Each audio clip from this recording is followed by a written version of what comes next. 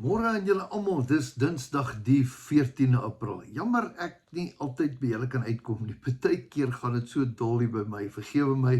Ek weet jy wil elke dag 'n boodskap luister, maar miskien is dit tyd dat jy dalk die boodskap sommer op jouself daar buite moet uitdra.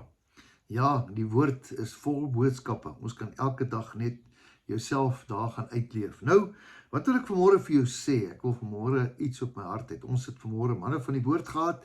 Ja, 6:00 tot 7:00 hier in Pretoria Oos.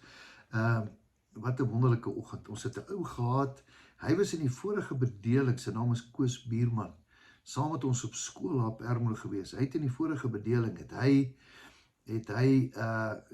die geleentheid gehad om ouens wat die doodstraf gekry het op hulle laaste journey het hy hulle gevat. Ja, hy het hulle vingerafdrukke gevat om seker te maak dis die regte ouens wat gehang was.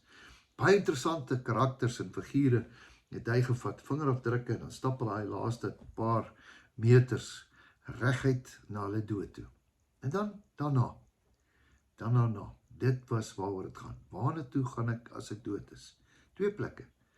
Ja, jy is reg, of hemel toe, of hel toe. Ek gaan jou nie oordeel nie, maar dis hoe ek het verstaan. Nou, wat gebeur interessant met die man se storie, is dit laat my dink aan die 2 ouens wat langs Jesus aan die kruis gehang het. Hulle was ook eintlik gehang, né? Hang in 'n kruis. Hulle hang tot hulle dood is. Hulle het nog tyd. Hulle is nou nie tou om hulle nekke gesit en hulle was onmiddellik dood nie. Nee, hulle moes die lyding hulle daar gehad het totdat hulle dood was. Verskriklike wrede dood. 2 ouens langs Jesus. 2 ouens langs Jesus. 2 verskillende besluite. Een ou probeer nog iets sê. Ja, as u dan so wonderlik is, haal ons af van die kruis af. Hy wil hom vir self nog regverdig en probeer nog dinge uitsorteer op die gewone manier wat net partykeer ons as Afrikaners ook wil probeer doen. Hy wil onderhandel. En die ander een sê, hey, jy praat met Jesus. Hy het dit nie verdien om hier te wees nie. Ek en jy het dit verdien. Jesus, sal u asseblief vir my dink? Sal u my dink as u daar in die paradys is? Hoe het hy geweet van 'n paradys? Hoe het hy geweet? Dink net aan my. Hy het nie gevra om saam te gaan nie. Hy het nie sy sondes bely en al sy tiendes betaal en nagmaal, doop en al die dinge gedoen en op die kerkraad gedien en Here, dink net aan my. Dit beteken eintlik, Here, terwyl jy daar aan die ander kant is, seën my, Here. Just have a moment for me. Dink tog net aan my smarte. En Jesus antwoord hom, vandag gaan jy saam met my in die paradys wees. Vandag gaan jy saam in die paradys. Weet wat is my die grootste tragedie in die hele Bybel? Is die ander ou. Die ander ou hoor dat Jesus gee 'n paspoort. Jesus gee 'n paspoort vir 'n ou wat sy hart sag word.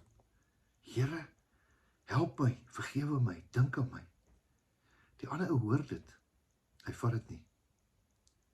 Dis die tragedie. 2 ouens. 2 keuses. Wat is jou keuse? Vanmôre wil ek ook sê, Jesus, dink aan my. Here, vergewe my. Here, help my. Ek het u nodig. Elke dag in my lewe. Ek wil aan niks anders dink nie. Ja, met al my gebrokenheid en al my foute. Here, dink net aan my. Dink net aan my. Dis al wat ek wil sê. Kan ek vir jou bid, Here? Dankie dat ons die keuse het om vanmôre Jesus te kies. U is die weg, u is die waarheid, u is die lewe. Dankie dat ons Jesus kan kies. Dankie, Here. Amen. Mag jy 'n wonderlike geseënde dag hê. Weet dat Jesus jou baie liefhet, verseker. Alles in die lewe is 'n keuse en dat jou beste nog voor lê. Dit is ook 'n keuse wat jy oor jouself spreek. Totsiens, tot 'n volgende keer.